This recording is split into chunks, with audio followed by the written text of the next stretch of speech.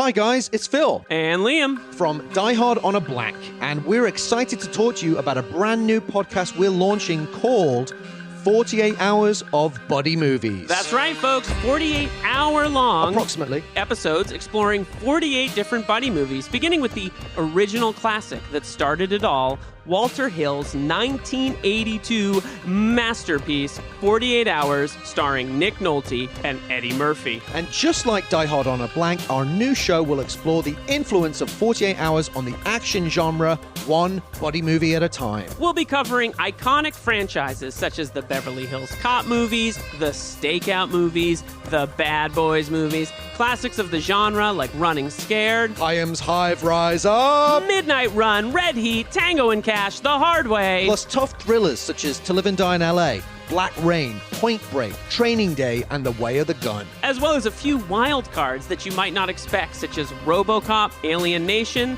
and, of course, Phil's favorite, Harley Davidson and the Marlboro Man. So if you're a fan of two buddies talking buddy movies, then 48 Hours of Buddy Movies is for you. Visit patreon.com/48 Hours of Buddy Movies to subscribe for the price of 1 cup of coffee a month. See you in the squad car. Or walking to the squad car, mildly irritated that we've been paired off. Wherever. That's patreon.com/48 Hours of Buddy Movies to subscribe.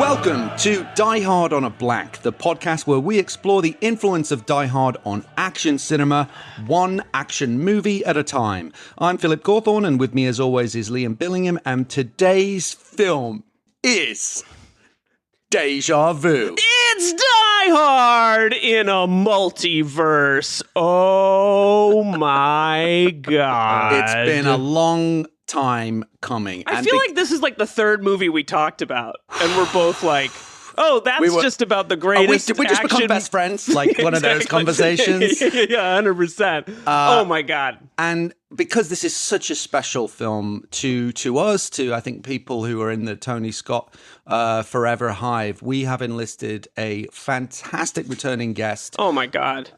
Who was, you will remember from one of our most popular episodes, the Con Air episode, which was really got a fantastic response. And I think almost entirely, if not entirely, because of his sterling contributions on that episode. We are bringing back the one and only Scout Tafoya. Oh, you guys are so nice. That's such a lovely thing. Are you kidding? Whenever we need to go deep on a movie like this, it's like, there's only one name.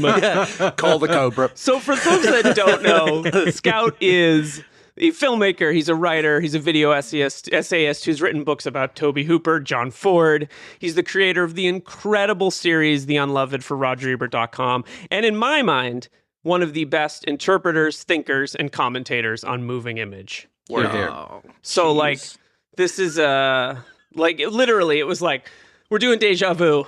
Get Scout Tafoya. And he's agreed to do this at midnight. Yes. So he's, like, really coming through for his buddies on the bat phone rang. And, that's right. Yeah, the unloved signal in the sky. So I'm so happy to be here, boys. Thank you. This for is having amazing. Me. This is amazing. Let's do it again tomorrow about the same movie. Yeah, absolutely.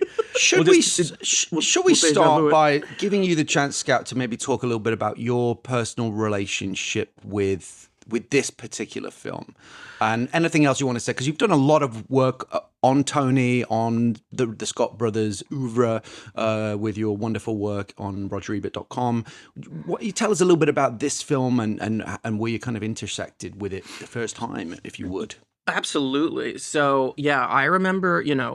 I was at an age where Tony had established himself in America in the 90s as the big Vulgarian. Sorry. He was the one that critics had trouble with. And when he made a movie as kind of like sober and on point as Crimson Tide or Spy Game, it was, you could hear it from the town square. You know what I mean? It's like, he's done a normal one. He's done one for us. Yeah. But then, Man on Fire was it was unavoidable. Every house had the DVD. Every dorm room had the poster. Man on Fire was ubiquitous. It was absolutely everywhere. And because my dad and I liked the original with Scott Glenn, I didn't watch it for a very long time. I was sort of protective of that, and as I am of a lot of the sort of smaller crime films that my dad loves so much. And so I put it off for a very long time. And then right in a row, it's, the great Denzel period that he has. And when I finally got around to these movies, it was the kind of thing that I was catching them idly someplace where, I would catch like 5 minutes of something at the end of it. And I just kept getting pulled in and pulled in and pulled in and pulled in. And finally when Movie Notebook published their great big, kind of like dossier, this wonderfully crowdsourced thing where they had like 12 critics writing about him, to kind of bring all of us as a community, not only back from the tragedy of the thing, but also to get us thinking about Tony in a way that we hadn't been. That if you guys remember any of the vulgar auteur stuff from back then, which, Liam, you were certainly there as I was watching all that stuff happen.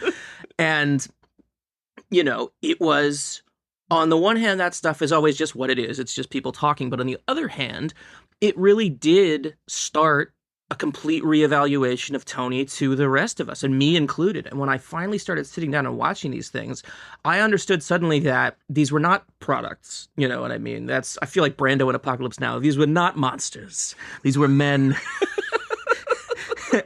And watching Déjà Vu completely blew my mind. It had all these elements that I was so shocked that people had kept it from me, that basically by treating it just as another Tony Scott blockbuster, there were so many little delights that I was missing. And this is sort of a period where you start to understand, Matt Zoller-Seitz has this great video essay about the movie Stormy Monday by Mike Figgis. Oh, what a movie. Love that movie. Yeah, that is a great movie. Great movie. Yeah. And I haven't seen it in years Awesome. either, man. It's a great one. But he took Roger Ebert's review of that, and he started basically, Ebert starts itemizing things, and this is sort of before this was, the way that people just start talking about movies is it's got this and it's got that. So Matt slowed down Roger's commentary and just let the movie sort of drift past you, and it's like it's a movie about this and it's about the sound of that, and and Déjà Vu is very much that, where it is. And it's very difficult to ever put these things together. It might be Tony's prettiest movie. I'm not 100% sure, but the images are so gorgeous. And Louisiana was born to be filmed by Tony Scott. And beyond that, the crew that he's with, Val Kilmer and I'm going to forget the other guy's name, the little guy, and Adam Goldberg. Oh Adam my Goldberg. God. Phenomenal in this movie. And so that crew, and you're hanging out with them, and it's suddenly a little Howard Hawks movie. I was like, this is the fucking best. This is incredible. It is not about just the explosions and the cars and all that stuff. Although the ads had that in a way where I was like, wait, what is this fucking movie about? It's like he's driving a Humvee with a thing on. It's kind of confused. I think it was badly marketed, actually. It was horribly marketed. I didn't even go and this will tell you how, but I didn't even go and see it. Yeah. That's so I didn't even interesting. see it when it came out, and I was like a Tony, disciple. You are the Tony guy. You are in the my Tony mind, guy. in a lot of So ways. for some reason, I discovered it later. Yeah, It came and went in a very weird way, and I think part of it was you could look at the ads and be like, oh, it's a Tony Scott movie, but you had no other idea what it was about, and none of the images were at all helpful. And of course, this is the 2000s when everybody was getting stupider, so you needed movies to be marketed in a very straightforward way because we didn't know what anything was, and the blockbuster was imploding. You know what I mean? Tony's last film being this really beautiful slice of life, movie about labor, is kind of this thing where it's like, okay, we need to move on from what we've done. I have made these movies. I have made the Denzel movies. We have really redefined what action can look like and sound like and feel like and really like. And Domino has become, I'm doing a countdown on Instagram right now of my favorite movies of the century or the 21st century, and Domino's on that list because it's become such an important film to me as a window into Tony, as the expat English artist in the tawdry field with short hair, no hair. That's Tony, and Tony is Domino, and Domino is thus this thing that is just a pure reflection of him. So, Man on Fire being the War on Terror movie, Déjà Vu being the are we the bad guys were on Terror Movie. And then Domino in the middle of that saying, are we at all equipped to handle what is happening to standards of and representation of morality? You know, Domino is a movie that watches itself constantly while watching images of the things that created it. And this movie, I mean, quite literally, they're watching the past happen as they're in the future, and everybody's trying to get a fix on that stuff. And, you know, when you're opening yourself up to the idea, especially in a late cinema kind of way, which are all about screens and watching, you know, it doesn't matter what it is. You know, my favorite late cinema movie perhaps is Raul Ruiz's La Noche de Enfrente, and that is all about watching your memories as if they were real, watching movies, being in the barrel of a gun because you remember guns in movies when you were a kid and you're returning to childhood. And, you know, and this is very much like that. It's Denzel is slowly losing his grip on what makes him an adult and what makes him a cop and what makes him want to be here instead of there. And he's regressing to a place where he's just a sort of romantic participant in the action instead of the guy who observes it. So it's really beautiful. And this is the one that I did the Unloved on because it was the one that nobody showed up to, like you say. And it was the one that I had just enough thing that I could get in there. And boy, it was so rewarding. And I really love this movie. I'll take any chance to watch it. Amazing. Liam, do you want to well, there was one guy piece? on this chat that showed up in the theater for this one, and it was me because I was living in Prague. This was when I moved there to teach English, and I was just chilling. And I was seeing, like, most of my days were, like, Czech cinema. Like, I was really, you know, it was kind of, like, first time in Europe, living there, only time, really. And, like, being able to see shit. And then I'm like, guys, there's a new Tony Scott movie. We have to go. And they're like, gotta go? Why? And I'm like, because Tony Scott is cinema. Because, like, from a young age, like, I watched Top Gun on VHS in 1988 when my parents taped it off television. I was like, this rules. You know, you get a little bit older and you watch The Last Boy Scout, and you're like, my cousin shows it to me, and I'm like, this is kind of transgressive and weird. And then there is that period where you're like, oh yeah, Tony Scott, like, okay. And then of course there's the True Romance obsession. And then you get a little older and you're like, oh yeah, Tony Scott, this kind of silly movies, right? And then he makes Spy Game and you're like, whoa. And so I was really in, and I remember seeing this movie, and I remember specifically the moment when Denzel pulls down the lens and sees the past and the future at the same time. And then I was like, I have never seen anything. So I walked to the movie and I was like, that was fucking incredible. And the people same thing happened with Zodiac a year later. Oh yeah. I was like, oh, this is the best movie ever made. Also with like, Adam Goldberg. It's just literally literally this is the best movie ever made. And everyone was Dare to dream, like, Robert. That was kind of like workmanlike. And I'm like, what are you all talking about? And so I've probably seen this movie now at this point 3, 4, probably my 5th time rewatching it. And I mean, we'll get into it, but what struck me about it is that everyone says this is his Vertigo, which I totally believe in a way, but I'm also like completely convinced that it's one of the great modern movies about movie making in like a profound way, in a way that like we could say is simplistic, but like everything is leading to Tony Scott making the most romantic movie of his entire career for about 20 minutes, 2/3 of the way through this movie. I think this is He's a great romantic director. He is. Yeah, really. I mean, he made True Romance. But this is, I think, the purest. The 20 minutes where he's just with Paula Patton. Oh, forget about it. When she looks at him and that music cue, it's like, you've got to be dead not to be moved by that. And like, we've been talking about this movie for years, Phil. And so when it finally came up, I was like, oh yeah, you know what? I bet this rewatch is going to be good. And I texted Phil last night, all caps, like, I am losing my mind watching this movie because I think it is,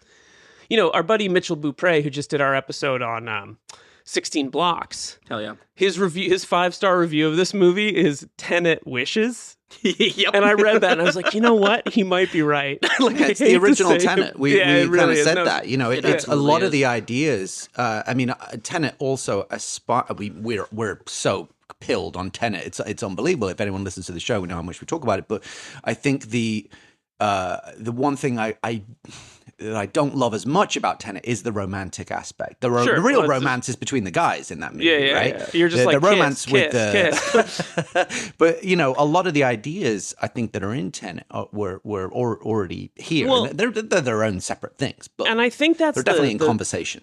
the thing that I took away from this rewatch, having not seen it in probably I think I watched it during the pandemic, but how smart it is. And I don't just mean like smart in like this is a clever idea, but the way people talk to each other and the way they phrase things. And but also the fact that you're like, this is an action movie. Yeah. Like, it's an action movie that makes you smarter just having watched it.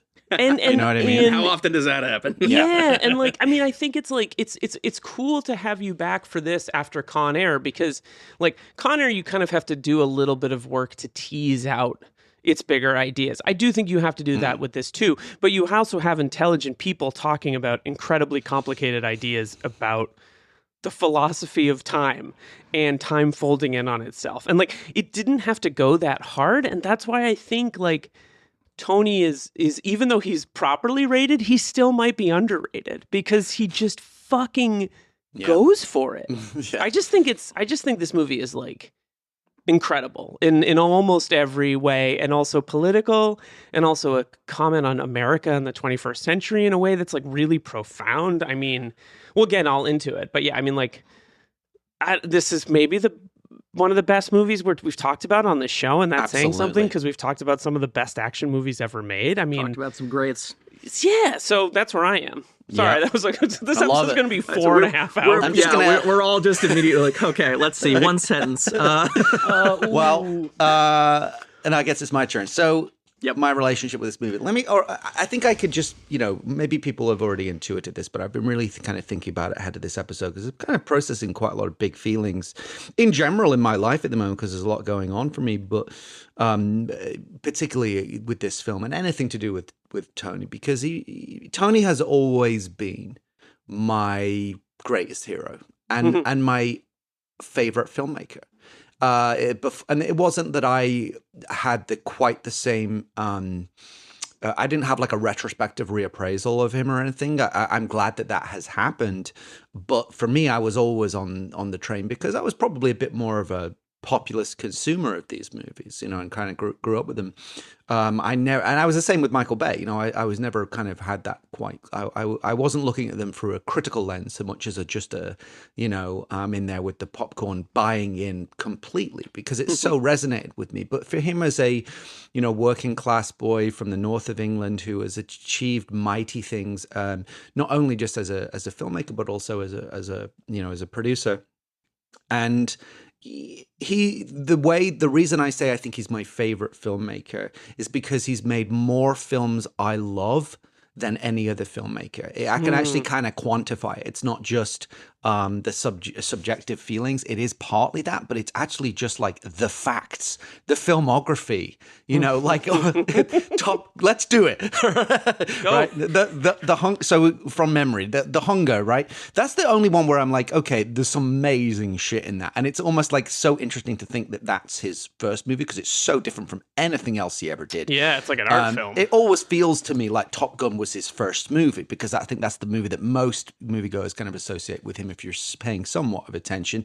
Then Beverly Hills Cop 2, which we've discussed, phenomenal sequel, incredibly slick and stylish. Revenge, one for him kind of dark melodrama. Days of Thunder, Last Boy Scout, True Romance, Crimson Tide, Ain't Life a Bitch, sorry, The Fan, Enemy of the State, Spy Game, Déjà Vu, Domino, as you mentioned, maybe Man on Fire, and then these last sort of three, I guess, right, with this, Taking a Pelham 1, 2, 3, which we'll be covering, which I think is amazing, and I love the original too, and then his late perfect, as you said, blue collar masterpiece, Unstoppable. So that was my late discovery. I saw that during COVID, and I was like, what? It's like I couldn't believe it. Unbelievable, and it's so him. And he's never lost the working class blue collar like touch in a lot of these movies. So I obviously love him, and I think this is the greatest sci-fi action movie of that decade, probably. I think it's one of the greatest sci-fi action movies ever made. I think it's one of the greatest time travel movies ever made from a completely unique perspective. I think it's one of the greatest movies of that decade. I think it's one of the greatest movies ever made. I feel like that strongly about it. And one of the reasons why I love it so much... I'm not fighting with you, bud. This is my idea of a perfect film because it explores the earthly and the ethereal. It's both intellectual and spiritual and romantic. So it engages you on every single kind of level that you would strive for in cinema. You want to be stimulated intellectually. It has that. You want the heart to be engaged. It has that both through the kind of romantic relationship with the Clare Kuchever character and through the relationships with the other characters that are all working together in this situation, and some of the tragedies that they, the people who are grieving or the people who are working to try and do something about this. It's about friendship and camaraderie. It's about professional respect, but it's also, for me, what kind of takes it to the, celestial heavens is the fact that it has this spiritual dimension to it. In particular, the fact that the Adam Goldberg character literally says, well, I also believe in God, but don't tell anyone. You never have a scientific character, almost never, who has a spiritual side to them. And I love that this is a movie that where there's a world where these science and spiritualism are not mutually exclusive concepts, and actually it's not cold in that way. It's a deeply soulful film, and it's, I'm wearing my Saints jersey today because they also the thing that as you mentioned, Scout, what makes this film so perfect, in my experience, limited though it is, New Orleans is the most soulful city in America that I've ever been to. It's the word that everybody uses to describe that place. There's something kind of intangible. There's something so special about it. There's something so special about the people, about the resilience of the place. There's a lot of history. There is a kind of there's a feeling of like ghostliness about the that's a the huge place, part of the culture, right? too. Yeah, and there's it's like it has. Everything. It has everything, this film. And to me, it's like the aspiration of what cinema can and should be. Transcendent masterpiece. We are watching this at and this episode will come out at like a very politically precarious time in America. And I think one of the things that really stuck out to me... Do we have anything other than those now? Yeah, so that's a good point too. But one of the things that stuck out to me is... it's about a Jewish guy and a black guy who saved the past from a white supremacist, right? Like it really is. I love that kind of because like Adam Goldberg is like a very Jewish character. Everything it was a big part of his character. It's what he does. He's in and I think that's really powerful. And I also just think that there's a moment towards the end of the movie when they're listing the names of the victims. Oh, yeah. And you hear them say, "Rabbi," the movie. It has there's a really aware sort of multiculturalism at this movie, and the fact that it takes place in New Orleans, and that is like a part of its texture and its culture. And it's not a movie that is like a bunch of white dudes in a room solving this problem. One of the best Erica Alexander in this movie just walks away with every kind of moment that she's in, and she's so soulful. And I think I think Tony was a real Tony almost has Verhoeven levels of prescience, because he makes Enemy of the State, a movie about how we're all being surveilled all the time. And then he makes another movie about how we're constantly dealing with our trauma by looking back at videos of the past and watching people be murdered.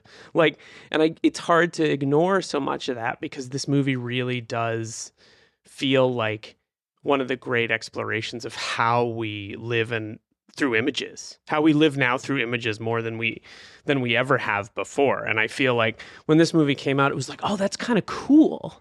That's cool. They can look at everything. And now it's like, but that's how we live. We look at everything. Half of our life is just looking at the things that happened in the past. Sensory input. Yeah, sensory input, and and thinking about what would I have done if I'd all the things that we collectively are enduring as a society. And I think that that level of prescience is he understood something, I think, about technology in the world, and the writers and the producers and the people that he worked with. I'm not going to just give him the credit for it, but the best action movies sort of reach to the future in the way that they use technology. And this movie absolutely walks away with sort of thinking about how we would use technology to solve crime. It's a little like Minority Report, but a lot faster paced and but there's an interesting term that he used, which we'll come back to, and I don't want to cut you off, Scott, because it looks like you have something to say, but I want to save some of this for the theme, for the what's this about kind of section. But one of the things that I loved about this that I think actually makes it truly unique, especially in the kind of time travel subgenre, is that Tony kept using the term, it's not science fiction, it's science fact. And that was like a mantra for him into his approach. And I think that's what makes this feel so unique. When you first see that machine, you know, it's done in such a realistic where you're like, this could really happen. And this is all based on real physics. You know, I think it's Brian Greene, the Columbia professor who advised on the movie. He's a fascinating guy. I saw his name in the This is all grounded credits. in real physics, everything that they're saying. And it's like a hadron collider or whatever. Yeah, exactly. Yeah, it treats you as sort of smart enough to understand that these things are but real. It never explains it in a way that doesn't over-explain. Yeah. You have to be pretty smart to listen to Goldberg's explanations. You know, and even Denzel's character doesn't totally get it, but he gets it enough. You know? And I love too in that little section there that, you know, in every time travel movie, there's a scene where somebody explains it. And I think ultimately probably the best, you know, revisionist version of this is when they've got Michael Biehn in the police station in Terminator, and you're just watching the interview. I didn't build the fucking thing. Exactly. I just had to say that. Sorry. No, of course. Perfect. But it's great because it's twice removed. It's he doesn't know, and we're watching it take place on a screen. We're not there in the room, and so it doesn't, you know, his doggedness in being like, I don't actually know this is not James Cameron's, where he's like, let's just like go out until it has become an abstraction and we can go back into the movie and we can fully, you know, focus in on what happens now that we have done our due diligence to make you understand about how time travel works. Because in the best of these movies, it doesn't fucking matter. Like you're back in the movie, like there you go, you're done. There's a way to move forward and back in time. Sorry, that's exactly it. Like it just is what it is, right? But Denzel has got to be the best and most expressive version of his reaction to that stuff, where he breaks the fucking monitor and he's like screaming at them. It's the best. It's amazing. We'll get there with. We haven't even done fast facts yet. I just can't with Denzel Washington. I can't with Denzel Washington in this movie. He's so like good. It is next level. I think we have to set aside a few minutes to talk about the control room guys, like, you know, oh my god, that's Jason Bourne of this movie, because the Adam Goldberg of it is like, oh, it's the best. Like I forgot he was in this, and I was like, oh yeah, Adam Goldberg. Haven't seen him in much lately, because I think he mostly does TV now because he needs a steady paycheck. But don't we all? Exactly. He's anyway. Okay, do the fast. Yeah. Okay. Do the fast facts. All right, guys. Fast facts. This film was directed by Tony Scott, written by Bill Marsili, Terry Rossio, produced by Jerry Bruckheimer, you may have heard of him, starring Denzel Washington, Val Kilmer, Paula Patton, Bruce Greenwood, Adam Goldberg, Jim Caviezel. It was distributed by Buena Vista Pictures on November 22nd, 2006. Budget of $75 million, box office $180.6 million. So essentially doubled its money with a little cream on the top. And yet, what was interesting in your Unloved, Scout, was that you pointed out that this just shows what a boss Tony is like that was considered one of his less successful films. Yes. Also, I mean, you know, he has had ones that haven't landed. Like, you know, The Fan was. I mean, I'm obsessed with The Fan. I think it's another masterpiece, but wasn't commercially successful. But can we also talk about how the $75 million movie looks like it cost $250 million. Like, it's God. The way that I wish when movies were shot on film. You know what I mean? Like, I liked digital when it was digital. I liked it when it was Public Enemies and Ghost Rider 2. I liked a camera to look like a camera. Tony, I don't know how he did it. I don't know how he lit for it because there was so much space between objects and the lens. I do not know how he made his movies look like this. I know when the transition happened and it was right around Spy Game, but I truly don't know how he did it. I mean, you watch the Gary Oldman short for the car that he did. Oh, yeah. And that's Tony Reborn right there, literally rocketing down the fucking road in Vegas. Yeah. Like that's Race with the Devil, it's called, or something. Race with the Devil, right? Race with the Devil with Clive Owen. Yeah. Amazing. And I just don't know how he made the movie look so good. And it's because it's got this wonderful, again, it's the lighting and it's the crunch of everything. You could feel your feet on the wet ground. You can feel the junk in the blown up house. You can feel the kerosene getting poured on Matt Craven. You just feel it. You feel this movie. Oh, man. And, you know, you brace yourself, you're about to witness a murder. Yeah. I remember that from the line in that trailer, seeing it and kind of being like, Yeah. What? And also the photography of a post-Katrina New Orleans is like some of the most It's so painful photography. I mean, I've thought about, Spike's documentary about it too, but just the way that this he doesn't, that's the thing, you mentioned that thing earlier about science fact. He doesn't sugarcoat the reality that he's in this movie. Like it really takes place in the real world, right? And like not even a lesser director, but there's an argument for like, let's kind of like ease off on the grim realism of this movie and everything that, it's about. And like, it's kind of uncompromising. Especially in how much at the actual attack at the beginning.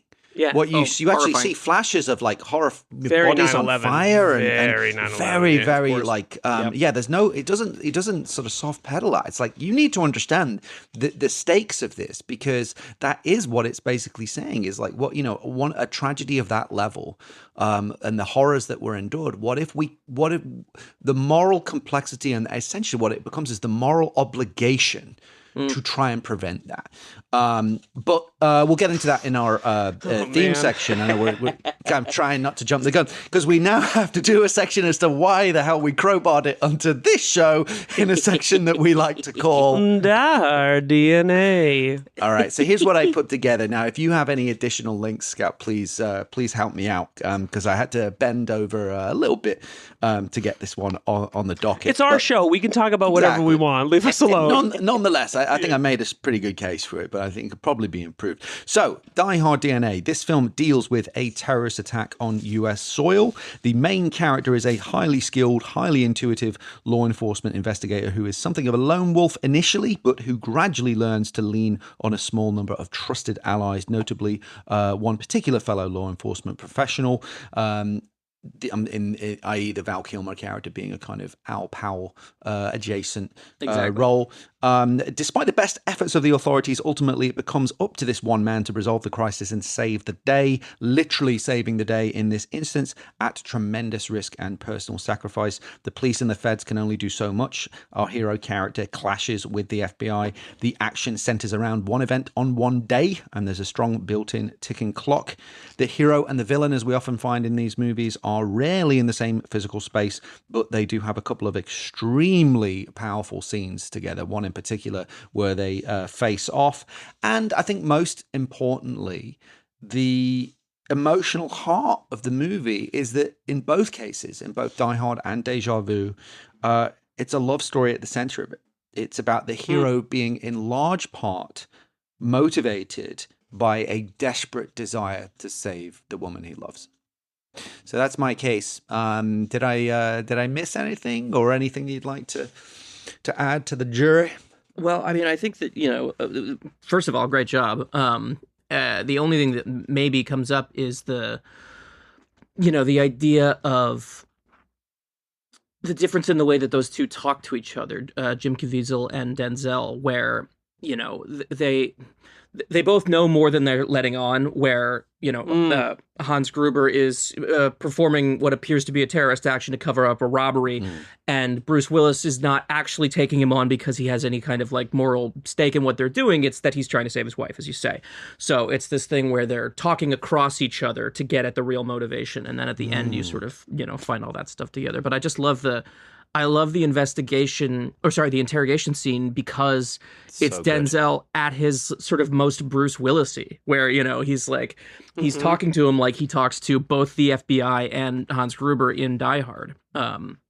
And it's just great. I mean, it's such a great little performance where he has to play dumb for everybody, and and still manage to extract. It's a very interesting scene that we should definitely sort of talk about that, because it goes against what you would expect. It's so shockingly earnest the way that they talk to each other in that scene, which I think is really amazing.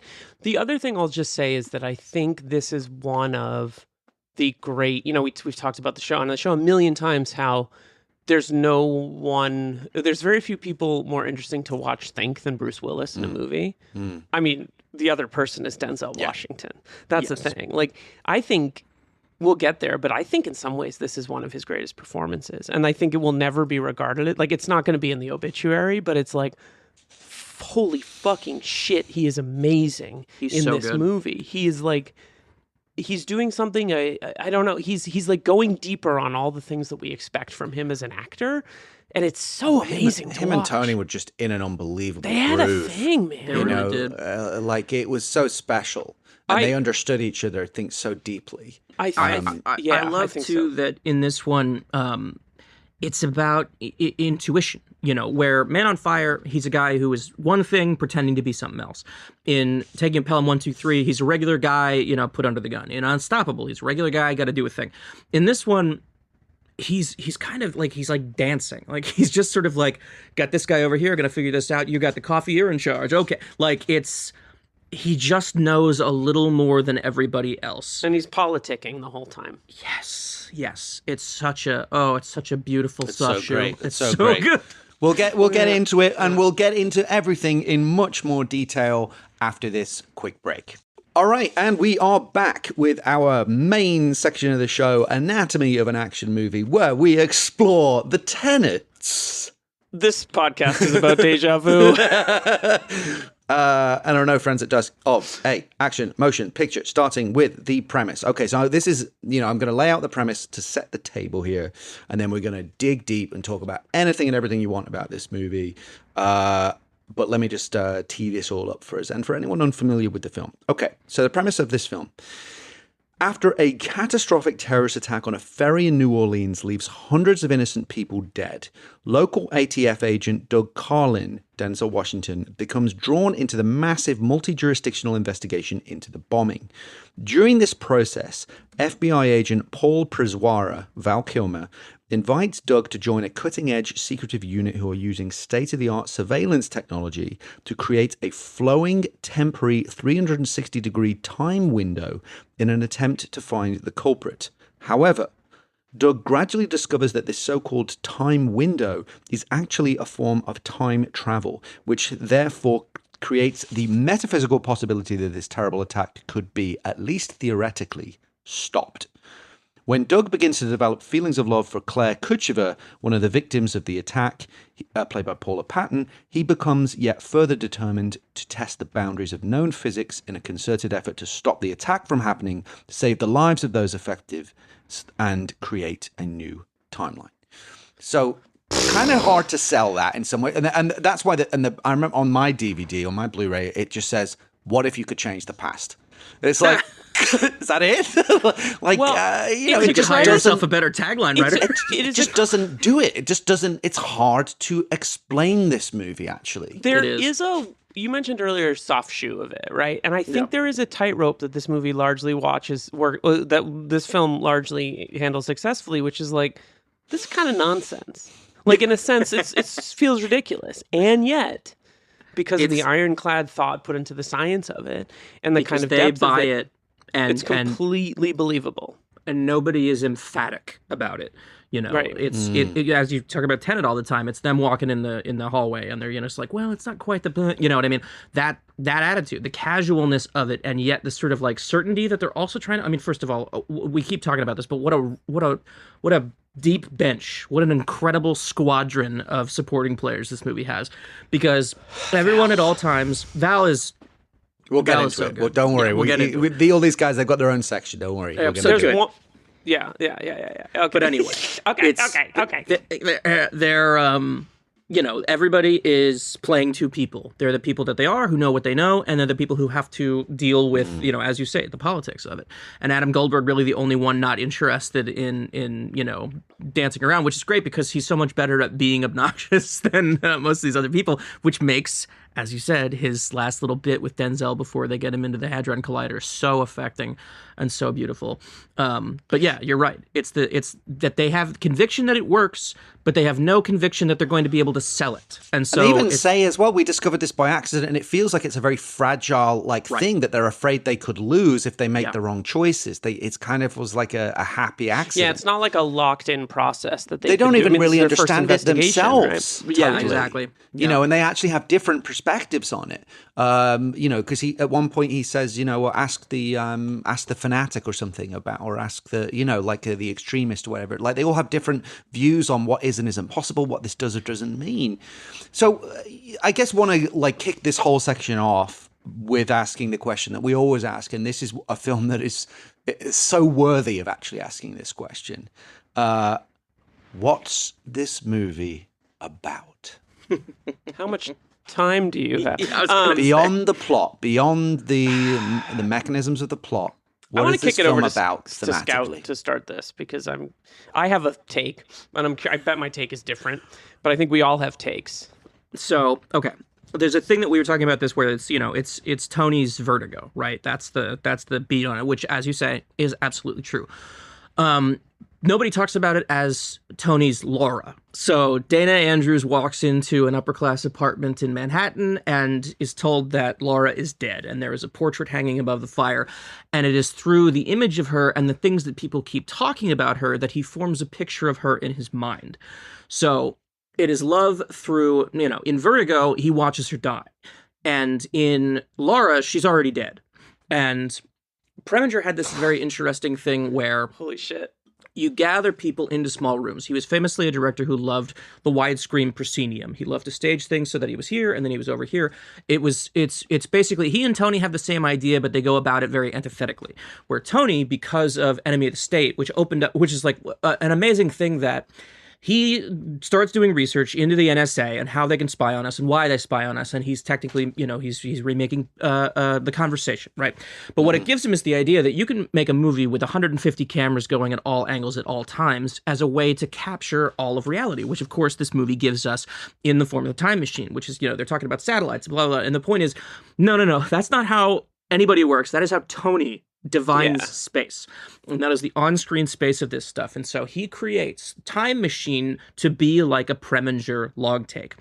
All this to say that these are films about trying to take control of a reality that was never yours. When Laura returns in the Preminger picture, he has his own idea of who she is, but he's also trying to solve a crime. And so he's got his obsession to think about, and he's got the, justice to think about. And Denzel in this is very much doing the same thing, he's looking at this woman, and he's very careful about not expressing, there's the scene where they're watching her in the shower and everything, and Goldberg and the other guy are beautifully played too, of course. That guy is great. Yeah, so good.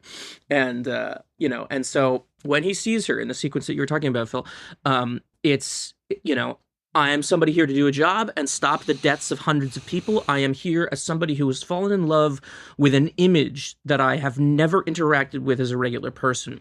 And now here I am. I have altered reality potentially, and I'm standing in front of a woman who I have decided means something to me that I have no idea what that is. And here we are, and I have to figure out if my worldview and my view of her has anything to do with what she was going through before she gets to the ferry. She's just a woman dealing with stuff.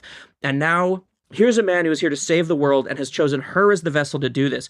And so they have to create a new reality. And that is the Preminger thing as well. You've got people in a room, they're here and they're here, and they move around, and he goes all that. And then at the end of the shot, something has to have been resolved. Some new decision has to be made. The world will be different at the end of Preminger shots, and the world here is different every time Denzel gets a little bit closer to it. And so that's one. And the second thing is I find it really interesting in an agnostic way where Tony learns about, NSA spying for Enemy, and it's the enemy because they always know that where he is. They're trying to find him. They can produce all this stuff. It's I feel like more than remaking The Running Man, I feel like Edgar Wright was just trying to do that with his Running Man. Interesting. And then he, everything changes, right? 9/11, world changes. That's his home. He's no longer really an English guy anymore. He's an American, and he's the most American of us. And so, man on fire, you got to torture people to get what you want. He's conflicted, obviously. He has to pay for it, but that's what happens. Déjà Vu is they have this tool. They don't know how it works. They're trying to save people, but they're also in danger of destroying everything to save a few people. Is it something ultimately that Denzel wants to carry with him into the future, this idea that you can use this to solve crimes, and it goes back, however long, and you get this window of it, but also, A, is the filmmaking apparatus evil? And B, what do we do with the idea that what we needed, supposedly, and what we were told we needed after 9/11 was constant surveillance? But then where does that lead and what does that open the door to? And that's why I think the time travel narrative of this, is the prescience that you were talking about, Liam, is so important, because he is looking into a future that is looking directly back at the past. And what none of them is figuring out is, what does this mean for the, the advanced future? What do we do when we solve this one crime? What is this technology used for? And I think, the first couple of times I watched it, I found it like, oh, it's this rah-rah. It's more like Man on Fire. It's like, he got results. But now it's like, you don't know what it is. Nobody knows what it is. And they're all terrified when they send him back there. And it's all technology that they don't understand yet. And I think that is the benefit of the doubt. And that is why I think that this is not Tony saying that surveilling everybody is great. What he's saying is he doesn't know where it leads. And I love that honesty from him. So anyway, sorry, long. No, and I couldn't, the Laura thing, I was like, holy shit, how is this connected to Laura? But I think that is the incredible, and I think your point of view on this movie relates to my point of view on this movie, because this might seem simple, but I don't think it is, and I think this is why there are film theory books devoted to this, which is every time you watch a movie, you're watching the past. Yeah. You're watching something that happened in the past. You're watching something that, let's say in a traditional narrative film, someone planned to do in the future that they then film in the present, and then it becomes the past. And I think that the experience of what Denzel's character is doing in this movie is he's becoming I think he's becoming a filmmaker. Right? I've always thought about this. Like, so the choice I kind of wrote this whole out while I was watching it. The choice to focus on, Claire. He's editing a movie. He's focusing on the part of the story that he wants to tell, right? And he's going, there's something here. There's something to this, right? And he has to chase that down, and he follows it down. And then, it's not for nothing that so much of this, the imagery in the first part of this movie is like literally a little viewfinder screen against a larger screen. Like that, it's Tony in the best way telling on himself, right? Like and then there's this scene where he's in the car and he can't see where he's going. And everyone is telling him what to do and where to go, and they're importing their vision onto the movie, right? And then he gets to Caviezel's blown.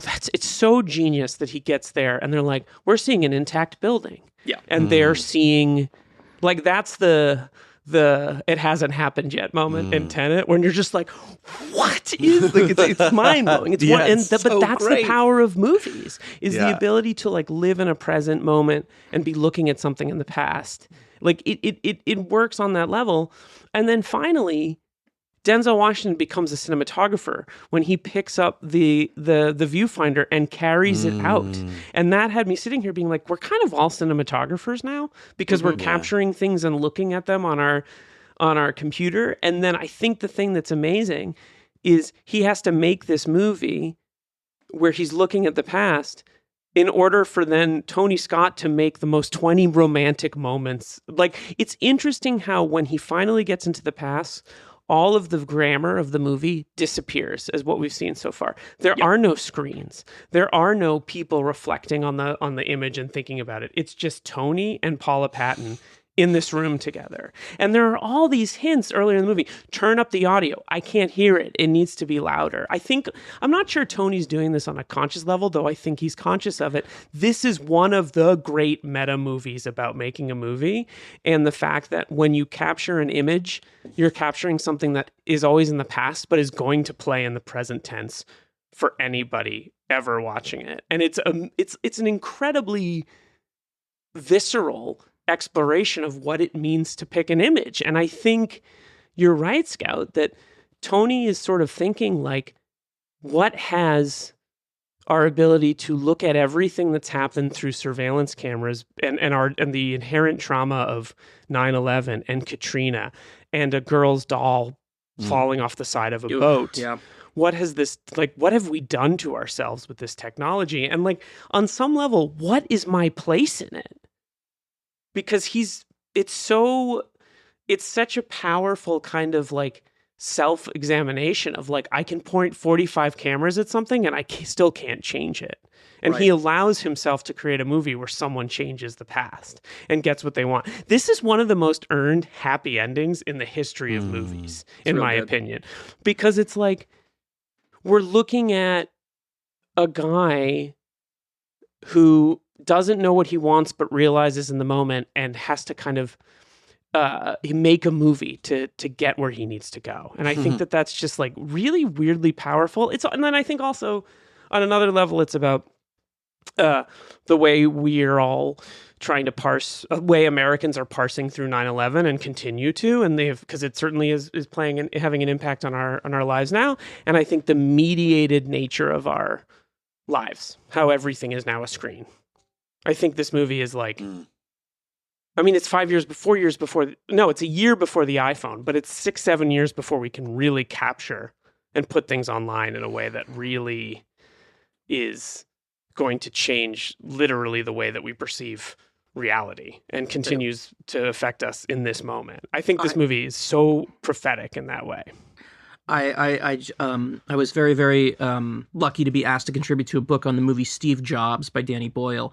And writing about, Danny Boyle, the arc of his career, but also coming up at this place where he has to make a movie about Steve Jobs. And in order to make a movie about Steve Jobs, you can either make him the villain or you can make him the hero. And Boyle chooses to make him the hero. But the thing that he doesn't quite reckon with, which is why I think that movie is fascinating, is that it ends with this sort of celebration of the future of technology. But what he is doing is making everybody into Danny Boyle. There was all this talk about, using the iPhone rig and all that to film 28 years later. And it's, that's what you use. And everybody always talks about this. Soderbergh talked about it.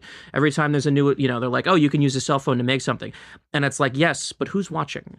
And, Déjà Vu basically takes that perspective back and says, we're all watching and all this could mean something, or it could be nothing. It could be nothing at all and we can do nothing. So we're constantly in a state of watching ourselves, and wondering what this will do to our minds, where we've got phones in our hands all the time and we've like completely ruined our ability to interact with the world the way that we used to, and it just changes things. Even knowing this will change things. What Denzel knows about time travel, suddenly he's got to then walk through life understanding that that's a possible thing and that he did it, and what now? Yeah, and I think to that end, one of the fascinating things is I was sort of wondering, and it makes sense that it's enemy of the state, when Tony takes up this, let's shoot 16 cameras, at the same time. And he's the king of that. I mean, he and Ridley does it now too. Ridley has kind of started to do it too. And so the fact that there were directors who shot multiple cameras, but nothing like Tony. The technology allowed him to do it, right? He sort of could do it at this point. And so the fact that there's a sort of like commentary there on the way, like, we're all doing that. We're all shooting things all the time. We're all live streaming shit all the time. And like, we can't parse it. Our brains aren't made to parse it. And I think that's one of the other powerful things about this movie. Well, everything you've said there are some fascinating, two different and connected, fascinating tracks there about the film history aspects of this, and also maybe what it's saying about the time in which it was made and what that says about the time in which we live in now. I want to kind of come at what for me makes this film so special, and what I actually think makes Tony one of the many reasons that makes him so special, coming at it from a slightly different angle. It's the humanism of it. I actually think he's one of the great humanist directors, because for someone that is so kind of celebrated, and rightly so, for his action kinetics, his films are filled, if you look for them, with the most exquisitely beautiful human moments. For all of the chaos, there's some of the most delicate, touching moments. There's a line in this film that has always done something to me and for me. And I mentioned it maybe on one other episode. And I was really trying to talk, I've been trying to unpack for a long time why this affected me, because to a lot of people might think it was the most throwaway line. And it's the bit where Denzel's character comes in to the group the first time and basically provides them with the information that he's gathered about Clare Kuchever and the explosives, and and they said, do you have a scenario? And he said, yeah, I think she was abducted, but she turned up before the explosion and so forth. And they kind of have a conversation. They're quite impressed with his kind of procedural prowess and his ability, his skills as an investigator.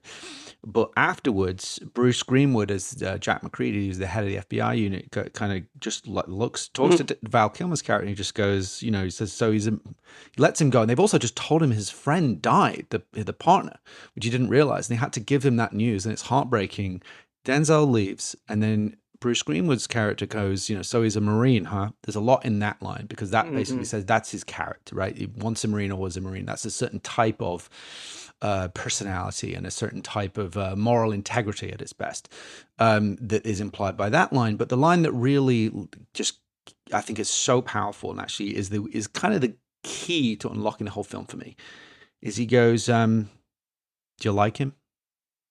He goes, yeah, he's smart. I like him too. Let's go talk to him. The line, do you like him, for me is actually the key to the whole thing, because it's about the intangibles of life. You can look at somebody's resume. He was a Marine. He's in the ATF. He's local. He's this, he's that. He's blah, blah, blah, blah. But the intangible is, do you like him? There's something about him that you can't put on a resume or define that is awesome. Just like, that's the human experience. It's a question that we rarely think to ask, but is actually one of the most important questions. You could look at somebody and say, this is the most qualified person for this job. They're absolutely amazing.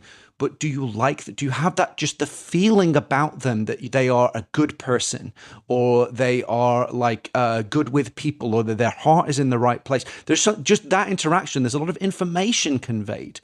But what he also does is, like, he's warm, he is competent. And when they say, we'll look into it, a lot of people could be like, oh, F you then, kind of thing. But he's like, okay, fair enough. Like, I understand that. It's to me, that was absolutely huge. And I've thought about it a lot, because the other line, speaking to all like these incredible moments of humanism, and you were just talking the other day, Liam, on our Bad Boys episode on the Patreon about the first scene of True Romance, and how you had to turn it off because it was so sad. I can't. Right? When he's talking to that Francine from Bad Boys, who's the actress, I can't remember her name.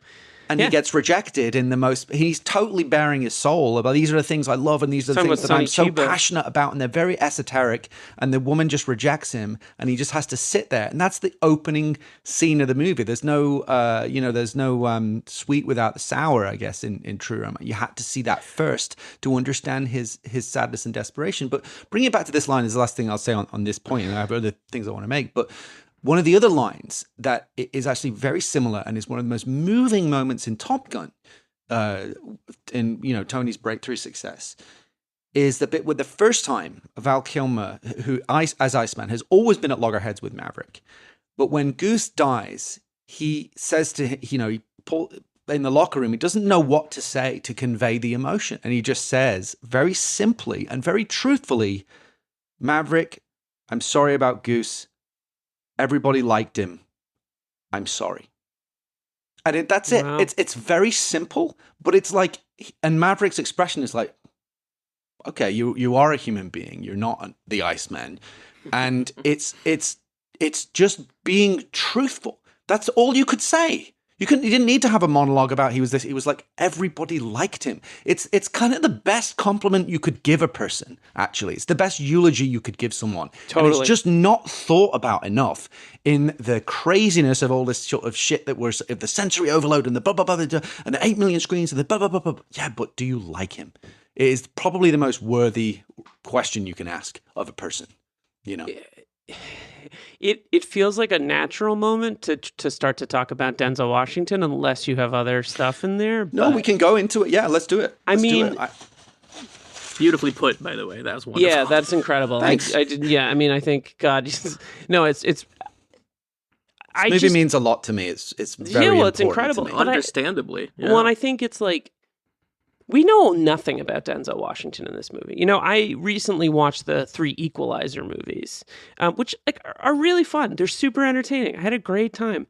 But maybe it's a sign of the era that we're in now, but they give you great pains to understand. This guy lives alone. He works at a hardware store. He loves his coworkers. He knows all their names, right? Even Man on Fire, which is a movie I also really love, Denzel is he's a cipher. He's mysterious. He's always been that way. I was just I was watching him in a little unknowable almost. Yeah, and that's what makes him a great movie star. Because we've covered Inside Man recently on the show, and I the other night I was watching his the Macbeth that he does with Joel Coen. I think it's Joel Coen. Yep. And first of all, it's just unbelievable that a guy that his Shakespeare is unbelievable. Like his ability to speak those lines and make them legible. You're just like, this guy is as good as Francis McDormand did. This is unbelievable. He's so good. But in this movie, we know he's from New Orleans. We know he has no family. I think we know that maybe his wife left him. That's we ever it. get that? I think we get something about like something. He does about say his he past. does say like parents. He mentions. They Right. say there's some sense of regret implied in the You we use lose the your people we lose your love loved or ones, something exactly. in the conversation with Denzel Kilmer, yeah. can take that and make an entire character out of that. Like he's a heartbroken guy. a heartbroken guy, who's but looking he's to also heal the something. smartest guy in the room. Yeah. He's the least assuming guy in the room. Yeah. Like this is such a He's quite humble. And, it doesn't have the kind of like, I'm thinking about other performances he gave Tony. It doesn't have the sort of like upright quality of his character in Crimson Tide, right? Which is one of the other great achievements. Obviously, he's a lot younger, right? He's like but it has this kind of unknowability, and yet you love this guy. You're with this guy. You're just like so taken aback by his intelligence, and I think most importantly, you're not only understanding what's happening in the story along with him intellectually, you're understanding it emotionally. And it's a gift to be an audience surrogate and also still seem like the smartest, ahead of the curve guy in the room. And watching him like deduce that this is actually, we're looking into the past, and like watch him when Matt Craven gets shot and watching him, just the one tear that rolls down his cheek. You're just like, this guy is, in some ways, I'm just like, I don't know what it is about this performance, but I'm just kind of like, this might be my favorite Denzel performance. And he's given 40 of them. You're kind of already doing what I was going to ask, actually, which is very interesting, because it's kind of like Denzel month on the show. We just did Inside Man. We've got Taking a Pelham 1, 2, 3. We've got Unstoppable. We've got this. We've done Ricochet. We've done Crimson Tide in the past, and that was going to be my question. Was actually, we're trying to figure it out. What he's played so many cops and federal agents and things like that. What makes this character different and unique from characters that, again, on surface level, to go back to this idea of like us being more than the sum of our parts, which is that idea of, do you like him? Yeah. What do you think is unique about him, Scout, in this one? He's a guy. He's somebody that like, I again, part of the reason I love this movie so much is Tony trusts that guy walks into a room and you don't need any questions. Exactly what you're saying, Liam. It's, he takes the little things that he's been given. I mean, the words Oklahoma City. That's that man. Oh my God. Yeah. And I think it's that, he walks into a thing. He's a professional guy. That is a guy that you see at crime scenes, that you see in hospitals, that he's just a dude. He's just punching the clock, but he doesn't hate what he does. He likes the idea of what he does. He believes in it. He does. And, I think he's used to red tape. You can tell that about him, where he doesn't ever push things. He knows this. And it's that the closer he gets to Paula Patton and the truth of things, the more he does kind of wake up and remember who he was and what really moves him and what he means. And the idea that a guy like this has been watching shit since Waco, since the stint in the Marines, since whatever, and felt helpless, And so here he is, he's at a thing, and it's almost kind of humdrum, He's like, okay, all these, and they're looking at the body, and he goes, she's beautiful, isn't she? And the guy's like, yeah, and it's not weird. It's just like, that's these guys. This is how you talk, because you see it every day. You see corpses, you see crimes, you see the yellow tape, and it's that we watch him discover himself. We watch him start to understand that he has a purpose, that he has been basically that he has convinced himself he doesn't have. He's just there to do the thing. He's there to get there, and he's moving papers around and he's talking to people. You can see there's a little glint in his eye that he knows how to he knows who the smart people are at the crime scene, and he has thought this man through. He has really understood who this guy is, so that when the movie stuff starts happening, he can he can change. He can show us that this man changes, that he's not just a custodian of crime scenes. He's not somebody who is always mopping things up. He can be more than that. And that is the human part of it, you know. That's so it makes sense as well that, you know, what you're just saying has made me think about another a dimension to this. And there is a line that sort of crystallizes it. It's like it's a man who lives in a world of ghosts in the sense of like the aftermath of tragedy. And you're seeing all of these things. Yeah, she's beautiful, isn't she? But she's dead. And there's like little tragic, you know, trinkets like the doll, or that you're living in the aftermath of tragedy all the time. And then at one point he said, you know, for once I would like to be able, instead of just, you know, turning up after the fact, actually prevent it from happening in the fucking first place. You know, and you can imagine what that would weigh on him. And I love that detail as well, that he goes around on the streetcar in New Orleans to think. That's just a great little character detail. It's like a dash. He's connected to the city. Yes. That's like an artery of the city. You're plugging into the city, the vibe of it, just as well as it being a kind of meditative practice. Yeah. I forgot to mention this earlier. Is that there's a quality that he's kind of a Michael Mann character. He has this kind of like all-knowing ability to solve things. Like there's a lot of competency porn in this movie. Yeah. Everyone's good at their jobs. It is one of the things it is work porn that you like that I like about it is like there isn't the scene there's kind of the scene with the guys who like, you know, can't really solve it, but like this movie isn't like, look at this bumbling dick, like it doesn't have that. It doesn't have I actually really struggled on Dick of the Movie to find anyone when we get to that category. Yeah, and it's really refreshing that that's true. And you know, something that you guys brought up that I hadn't really thought about is like this is a guy who clears crime scenes. There's a really interesting moment in this movie where someone's like, "Do you want a mask?" Oh, yeah. And he's like, "No." And like, you got to think this guy's like, he's been at Oklahoma City. He's responded to all these things. He's breathing garbage into his lungs because he's on the scene of these things. And just that question takes on different resonances in a whole bunch of different ways, but it's just there in the movie. And it's kind of tossed aside. It's not about anything except it's about that's something that you would be asked on one of these crime scenes. And that's just such like a telling detail about the world that this guy occupies. This movie fucking rules, you forget about it. Do you guys want to do the villain next or the buddy? You want to do Kilmer or Caviezel next? How you guys Let's start with Caviezel. Let's do that. Okay, let's do the villain. We'll stick to our usual format. Jim Caviezel as Carol Orstad. Holy shit. It's terrifying. Let's start with that interrogation scene, because that is some next level acting. Can I connect this to another movie that we've talked about, a movie that I love dearly? Because I think this movie perfects the insane mission-driven mad bomber that we've been tracking since like Blown Away. Yes. Like this movie, because like, you know, Tommy Lee Jones is ridiculous in that movie, but part of the problem is that like, it's a toy, and like it doesn't, it like, because of that, because they made him re-record it, because his accent was too good in the original version of the movie. Fun fact, there's like an original cut. True? They made him and Bridges redub the entire movie. And if you watch it with headphones on, you can tell. You can hear the ADR. You know what I mean? So like heartbreaking. I know, because apparently they apparently were both too good at the accents. Yeah. You couldn't hear it. And then they did it a second time, and it was like, it was fucking like, it was like Looney Tunes. And then they were like, split the difference.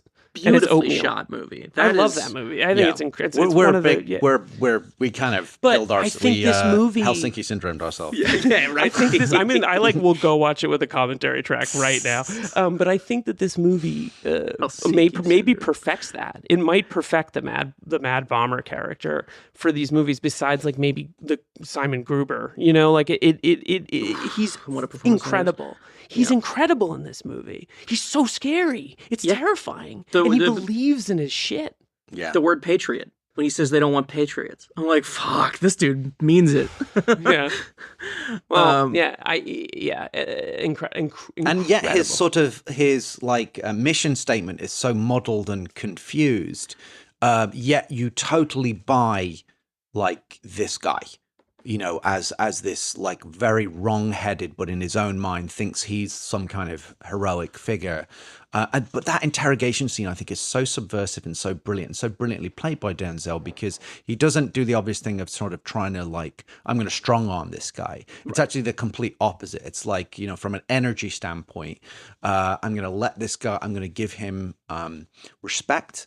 I'm going to give him, you know, like, so we're going to teach some of these techniques. Is that okay? Is that okay with you? And he's like, yes, sir. You know, and he sort of manipulates him in such a brilliant way by not getting into a pissing contest and sort of letting him have the power and respect and just, I'm really interested in your philosophy, actually. And then until he gets and then I love it. And then Greenwood's like, right, we got what we need.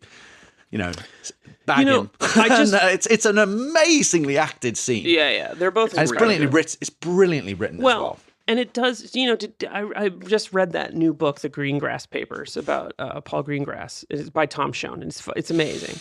And it has a whole section devoted to his film about the Norway shooting. Oh, yeah, July 22nd? Yeah, 22 July or whatever it's called. And, you know, he gets the amazing actor who's in The Worst Person in the World. And Anders Danielsen Lai. Yeah, he plays Anders Breivik, the shooter. The shooter. And, like, there's, you know, that movie is a docudrama and it's, you know, researched and transcribed and like, but you can see that same kind of that mission statement. Like, I'm a patriot. I'm taking, in that movie, it's, you know, I'm taking Europe back from the barbarian hordes that have invaded, you know, all this like horrible shit that he says in the movie. And Caviezel just has this dead 10-yard stare that he does that you're like, this is terrifying. And I think it's a fog of zealousness. Totally. And the army is lost up there too, you know? Yeah. And the fact that he's got the boats that are just like skimming along it. And like, he has this like bait and tackle shop, but the back of the bait and tackle shop is probably loaded up with fucking guns and everything. With fucking guns. And like, you see it at one point. Yeah, exactly. What's also amazing is at the end of that scene, there's a tear in his eye. Yeah, you know, incredible. It's like his acting in that scene is absolutely spectacular. Well, and you almost wonder if he got dimensional. There and Tony just let the camera run and was like, he's like, because it feels like a caught moment, right? The tear it is a caught moment, and just down to the name Coral Orstat, you're like, this guy, like, she's like, just I know this man.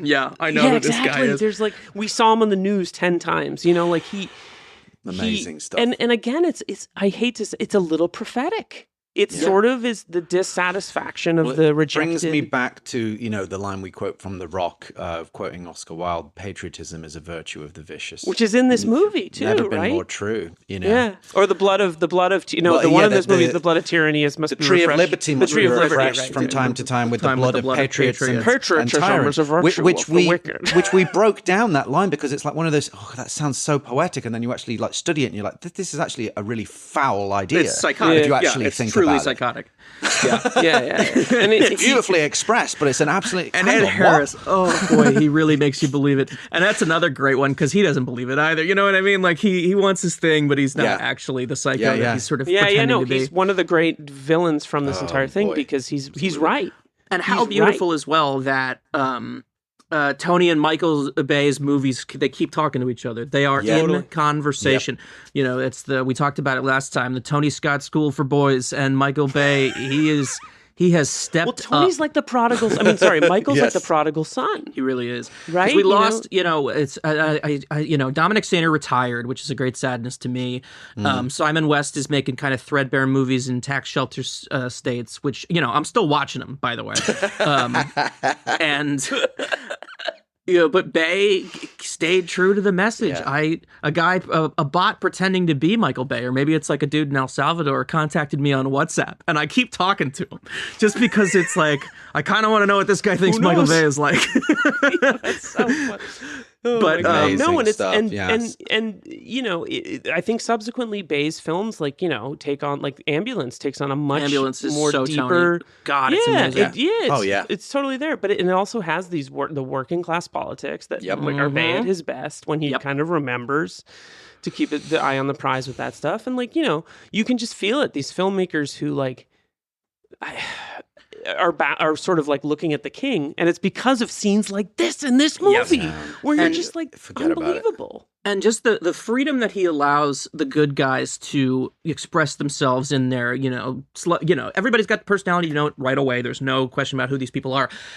And I think he allows Caviezel this like, oh God, I don't even know how to describe it. They catch him on the fan boat, right? He's got the gun in his hand, and he's got this look of like, hey man, I'm just doing my. That's like again, it's the Denzel thing. That's a guy. I know that I've seen that with guy. The glasses. Doesn't have to say anything to get you totally get who he is. Yes, no, you're right. You literally only have to see him on the boat with the gun. The way he surrenders tells you who he is. Yeah. With the gun in the air, he doesn't. With the gun in his hand, he's like, okay, all right, yeah. All right. Yeah. You're not going to catch me, man. I'm too smart for you guys. Yeah. We were chatting before we started recording, Scout and I, Phil, before you jumped on, about how like this character feels like ripped from the headlines, right? Just this like. I think it's based on Timothy McVeigh, right? It must be. Yeah. But I think as you're talking about competency, though, that's the difference. Is the guys that are at work, let's say the new version of this character as he has appeared in the terrible reality show that is our lives, he's not competent and he doesn't have an ideology. The kinds of people. He's just aggrieved. Yes, just anger. Misdirected anger. They don't know what it's for, and they don't know why they feel bad all the time. And somebody's telling them, if you just do this thing, we're going to feel so good. And Caviezel has a purity about him in this role. He is not looking for validation. Dude, he's figured Jesus. out. Yeah, exactly right, man. And even as Jesus, he's not as intense. And again, that's a great performance. As Jesus, great performance. He's really, you do buy it. Yeah, he's amazing. He's amazing. He's amazing. He's special, man. Yeah, he really is. Like, and it's no joke going against Denzel Washington in an interrogation scene and dominating the scene. Can we just have like a very quick aside because we're talking about Caviezel as an actor? Frequency, Gregory Hoblit. A little underrated in my book. Fallen. Yeah. I think they're different from these, but Hoblit exists in the same kind of like, they make these like mid-tier pictures, but that guy cares about the things that he makes movies about in the same way that Tony does. So I just feel like they're sturdy pictures. That's, totally. And they succeed and fail in certain ways, but they're all like, I think Fallen's great. I think that's a really interesting. I really need to rewatch that. Fallen's got a little Tony in it. I mean, not least because Denzel's in it, but there's Gandolfini. Another Tony. That's right. Tony, one of Tony's guys. I forgot Gandolfini was in Fallen. Yeah. I forgot that too. Let's speaking of one of Tony's guys, let's talk about Val Kilmer. Special section, the buddy.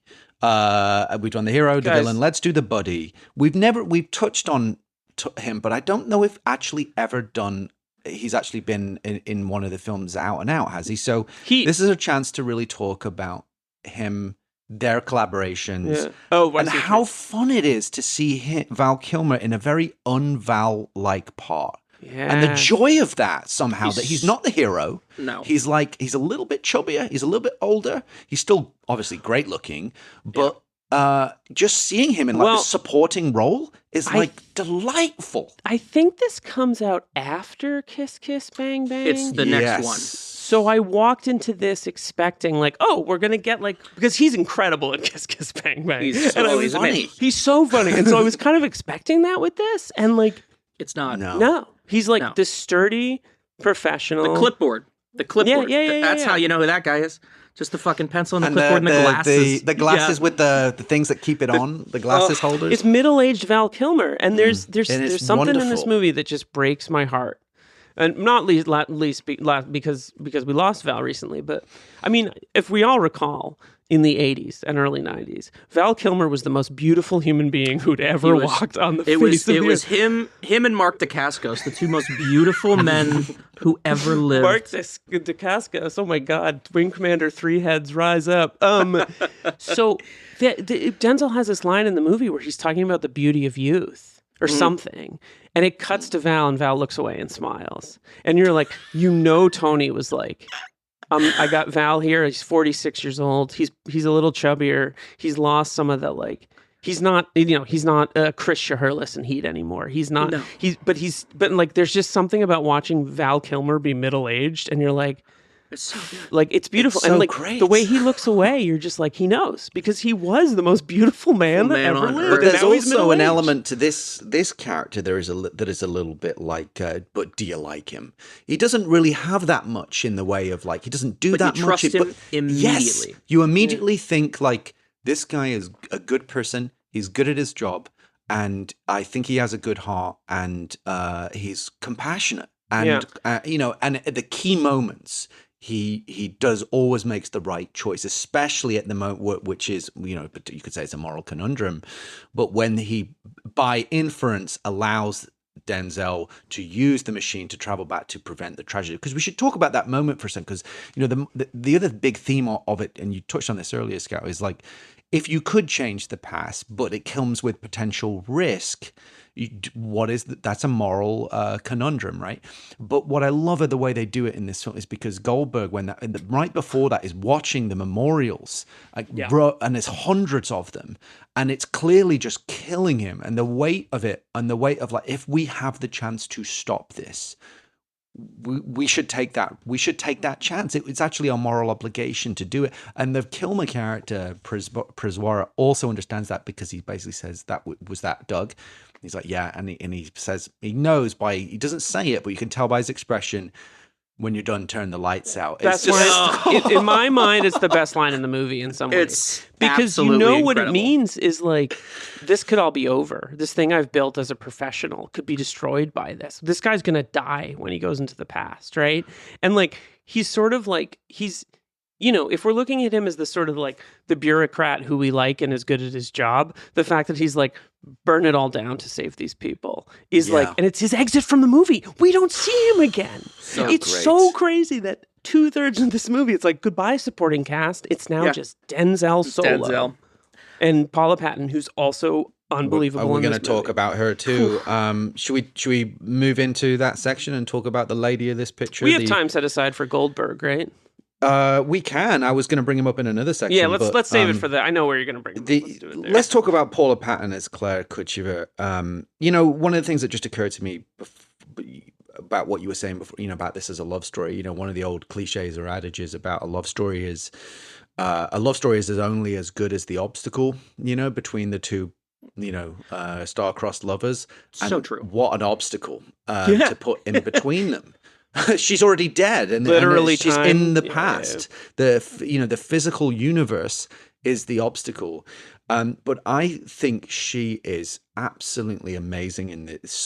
Such innocence, such beauty inside and out. She's another character that's just like, it's like you can see her soul somehow. There's something that you can't define about, where you just see why he falls in love with her. Obviously, she's an incredibly beautiful woman, but it's more than that. It's catching her in those touching moments where she, like, says a prayer before her meal when nobody's there. The way she is with her father, their relationship.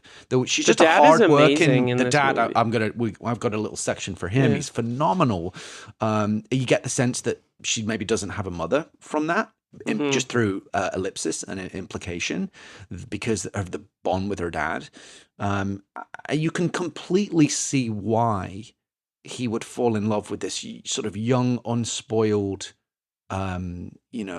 spectacular person who is just kind of an ordinary person, but is also an extraordinary person at the same time. It's like Scout said, she's a girl. Like, she's just a person that exists in the world. You can see her walking down the street, And it's funny, the more that you've, Phil, described these people, the more that I'm like, yeah, this is a movie about good people helping each other. Like, that's why it's so fucking cozy. Like, everybody's good in this film, apart from the villain. Well, you also said that this might be Tony's best photographed film. And I would venture to say that, like, I think part of the Vertigo comparisons or the Hitchcock or whatever comes from the moment when they make eye contact. Oh, yeah. When she's on the giant screen. And by the way, no greater, all it takes is a girl, and a gun to make a movie moment in the history of movies than Denzel Washington, one of the great movie stars, looking at a beautiful woman, and it's like they make eye contact. Like, it is... Through time. And through time. Through time. Literally through the prism of time. Yeah. And I think it's like, man, it's such an unbelievable kind of like simple moment. And she doesn't have a lot of screen time. And so you do have to rely on, it's Paula Patton. She's beautiful. She exudes a radiance. But it's like, it also doesn't feel like, oh, they just cast an attractive woman in this part. Like, there's none of that, much more in my opinion. That. It's much deeper than that. She exudes a kind of decency as well, somehow. And a youthful innocence and optimism. Which makes that is irresistible. That much worse that much more evil. He destroyed something beautiful. Exactly. Well, he just destroys a life, and like the fact just because it was a pragmatic aspect of his plan. Well, and that's the brilliance of this screenplay, right? Is he's not going back in time to stop the ferry. He's really going back in time for her, right? Like they make it very specific. And you can see him build that argument, kind of looking around to make sure that nobody grills him harder about what he's actually thinking. He's like, well, we got to do this and we got to go because there's a lot of lives at stake. And he's not wrong, but we know which life he's thinking about. Yeah. Yep. But I don't think Paula Patton made a better movie. I don't think she's given a better performance. And I don't think anyone understoed her the way that Tony did. Mm-hmm. I have never seen Idlewild, which is the big blind spot, and I have to assume she's great in that because I've heard nothing but wonderful things about that movie. But Paula Patton has been put into places where she's carrying movies that don't deserve her, or she's part of an ensemble. This movie, if you didn't look into her eyes and get why Denzel would change the future, then that doesn't work. Your movie doesn't work, and you get it. You absolutely get it. I'm looking back at her credits, and she's in another Denzel movie later on, which I forgot about. Yeah, that's right. Two Guns, interesting. Yeah, she's wonderful. I think she's a really, really good actress, and unbelievable. All right. Before we move on to the action, do you want to talk about Goldberg in a separate section, or talk about him later? Because I'm conscious of time. All right, we'll get into it then later. Let's talk about this. I hope he's in the best line category. That's all I have to say. Yeah, in the action, on an action level, we obviously one of our tenets is to discuss the action. It's incredible throughout, but I'm going to ask about, maybe what your favorite part is. There's several moments, but it has to be that car chase, right? It's the backwards time Humvee chase. Yeah, it's the car chase. It's one of the all-time great action moments of the past 25 years. God mode sequences in film. I think you can also, if you listen carefully, you can hear Brian De Palma going, "Why didn't I fucking think of that?"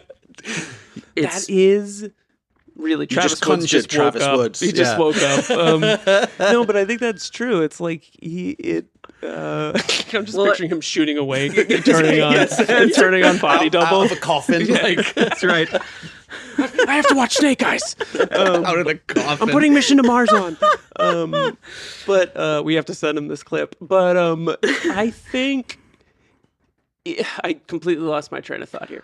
But I'll get you right back into it. Beautifully photographed, and also, as you're saying, complete oh god. I mean, that's what you do with a camera. You figure out the next thing. You figure out a way to shoot things and tell you things that you've never seen before. Right. And the only person, weirdly, who I think has achieved this effect is Jean-Luc Godard with Goodbye to Language, where your eyes are quite literally split. This image, that image. If you wore the 3D glasses, I don't know how he did it. I don't know why he did it, but thank fucking God he did it. That movie's wild, but I felt like I was going into Interzone from fucking Ballard. Your eyes are looking at different things, and crazy. And I just think you're right, and it so easily slots into the idea of in that moment, Denzel becomes a cameraman, and then he puts on the body vest, and it's a Steadicam rig, right? He's just wearing a Steadicam rig, and he's looking at the past and the present at the or he's looking at the present, and everyone reviewing the footage is looking at the past. Yeah, and the music cue as well, though, the Harry Gregson, once it kicks into that percussive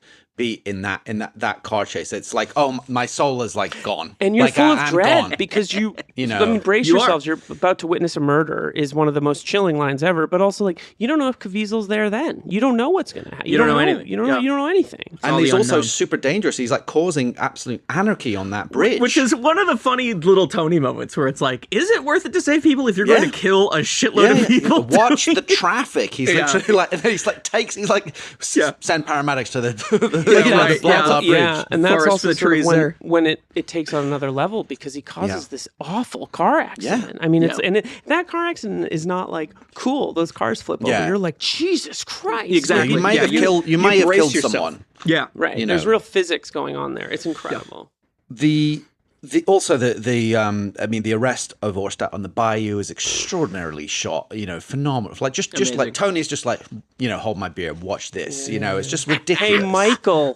Yeah, right. I liked your asteroid movie. Yeah, watch this. Watch this. Fucking this watch is this. just a simple sequence of the villain being arrested, but look, I'm going to shoot it like it's better than the finale of 99% of action movies. It's also just wild that, like, I don't think you see this anymore. He's like, hey, we have a dialogue scene between him and Val Kilmer. Great, can we have 4 helicopters going in the background? Exactly. Shoot this scene.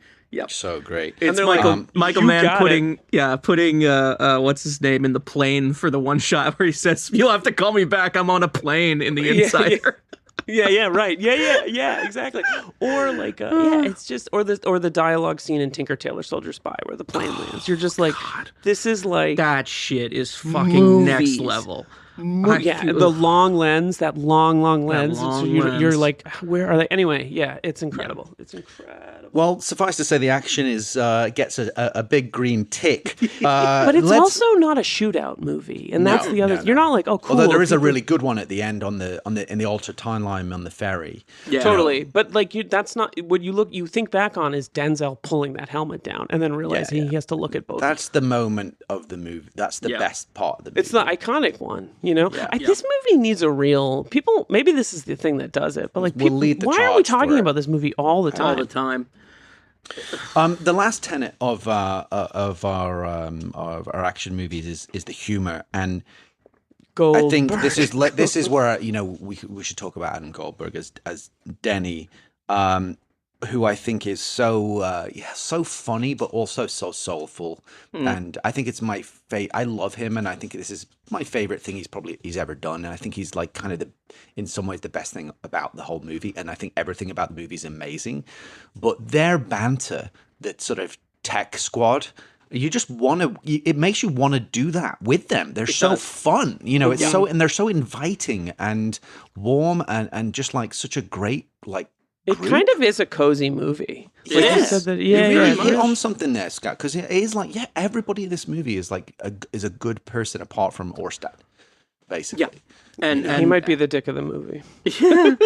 might be. But it's a funny film.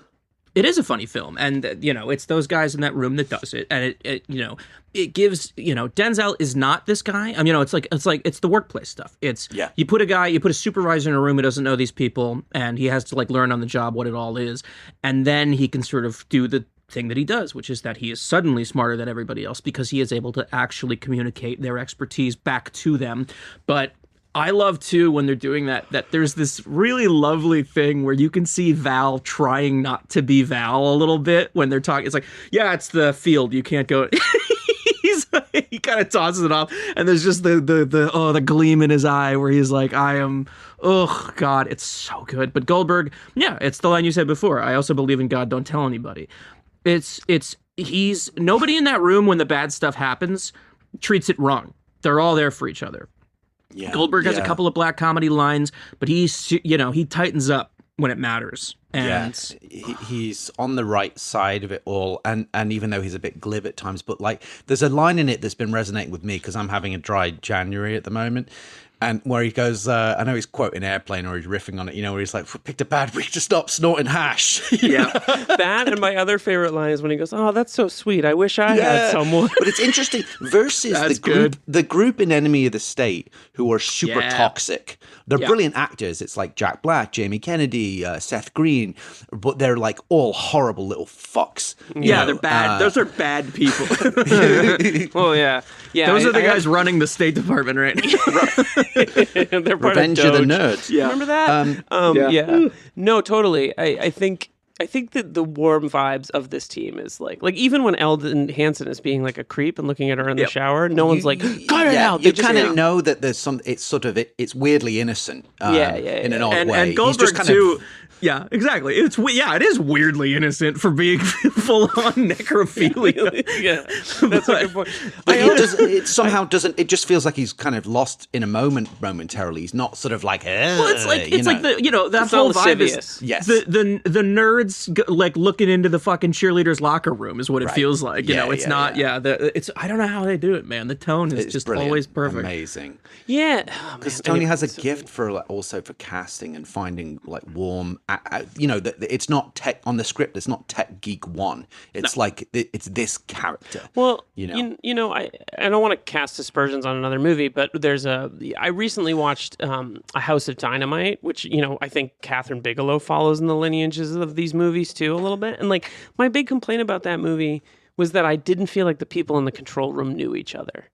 I felt like they came on set and it was like, okay, let's shoot the scene. And it feels like everyone in this movie works together. Yeah. Like they know each other. They have lunch together. They're real people who just happen to be working on a massively secret time travel project. You do. Yeah, you want it does feel like peak co-working hours. They're like a great hang. Yeah. You know. It's the whole movie's a great hang, man. It's fucking beautiful. Everybody's beautiful. With House of Dynamite, they do the thing that you talk about. It's too much exposition. They are telling you how these people know each other. They're not showing you that they know each other. And I really liked that movie, but I agree with you. There's a little bit of a clinical thing to it, which I think ultimately is the point of that film, is that it is very much just like, what if some stuff happened? And there's a bit of a like simulator vibe to that film that I kind of find interesting. And kind of feels intentional. It's in the lineage of like a fail-safe live theatrical very event much. Or something like that, you know? Mm-hmm. It's Catherine Bigelow's Peter Watkins movie. That's wow. Except, no. Wow. Of course. Another person we lost this year, sadly. But yeah, I think like it's the fact that you could have a sitcom about Die Hard with a Vengeance. Yeah, totally. God, it's Graham wanting Greene the and 8-season series about McLean's Precinct and Die Hard with a Vengeance. Being like, I will hang out with all of these people. So great. You know, all the accents. Let's too. Mr. Carver. Look, it's Christmas. You could steal City Hall. Let's put on our tuxedos, drive past a Hadron Collider, and head into the Die Hard Oscars, where we can discuss some of these amazing people, performances, and lines of dialogue, starting with the John McClane Yippee-Ki-Yay Award for Best Line. It sounds like you've got one up your sleeve. I'll read the ones I've got, and please feel free to add if you have your own nomination. But one of them I've got that I think is actually a very profound line. Maybe not the most original concept, but it's no less truthful for that. Doug says, "You can be wrong a million times. You only got to be right once." It's great though. That's one of mine. That's one of mine for sure. Okay. Yeah, that's really good. When he smashes the monitor and he goes, "Now the monitor is broken. It's dead. It's not temporarily transitioned to another state of entropy. It's dead." Yeah. Right now, is she alive or is she dead? She's dead. That was amazing. Good. Oh man, Chekhov Schrodinger's cat. It feels like a little bit. You know, you don't have to do this, says Denny, and then Doug goes, "What if I already have?" And he's looking for permission to stop thinking, and that's it. So well. He's just like, "That's it. I'm good. I can't possibly think about this anymore." And then my choice is, do you like him? So I'll leave you all with that. Do you have a pick or an additional nomination? I have to come back to the that's sweet. I wish I had some one line just for pure Feels comedy. like an ad lib actually from. There's one Adam. other achingly romantic line where someone asks Denzel, "Do you know her?"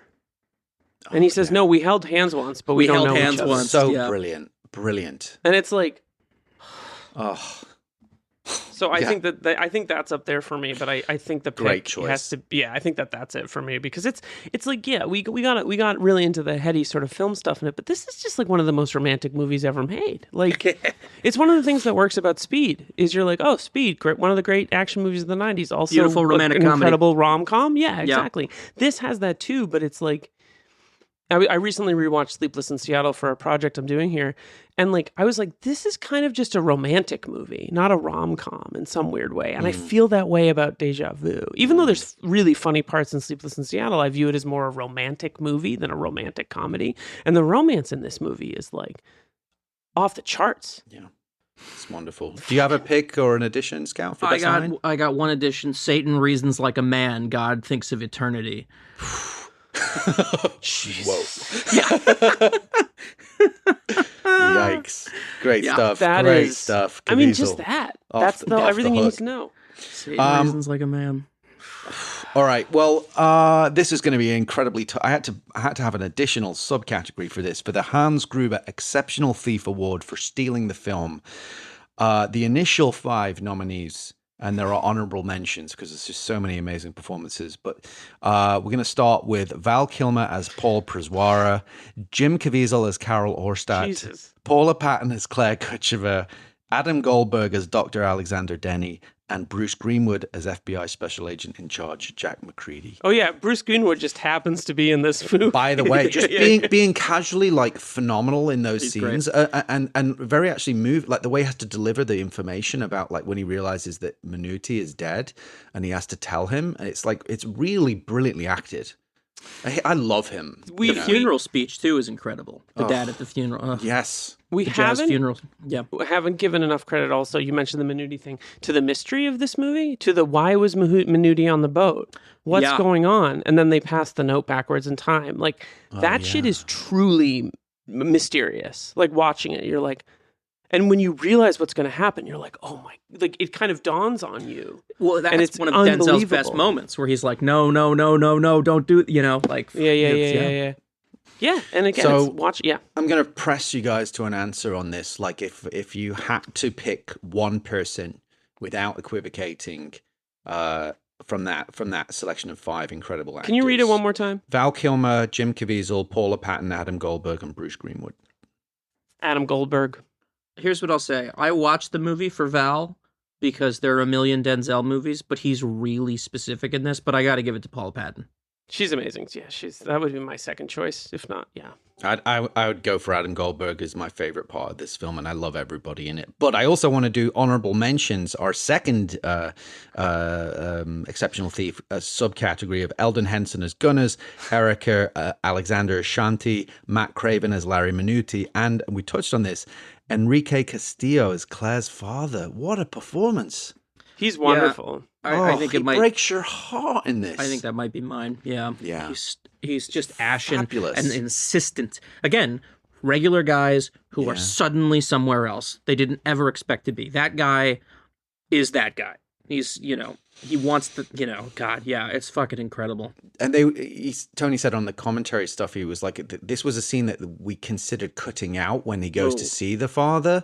And then in the end, they were just, no, this is so important. This is so important. And he says, I need her to matter to you, Agent Carlin. It's like, God. This is what I mean about his humanism. It's extraordinary. He's such a gift for these delicate, in the middle of the miasma of, chaos and mayhem.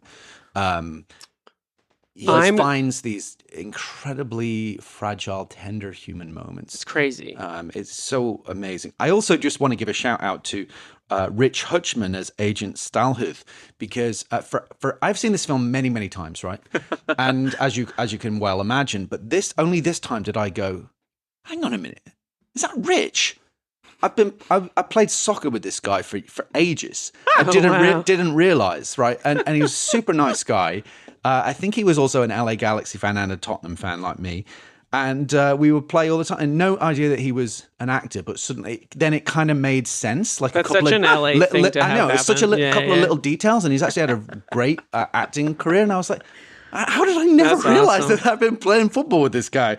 So shout out to Rich, lovely bloke, good player, and miss playing with him.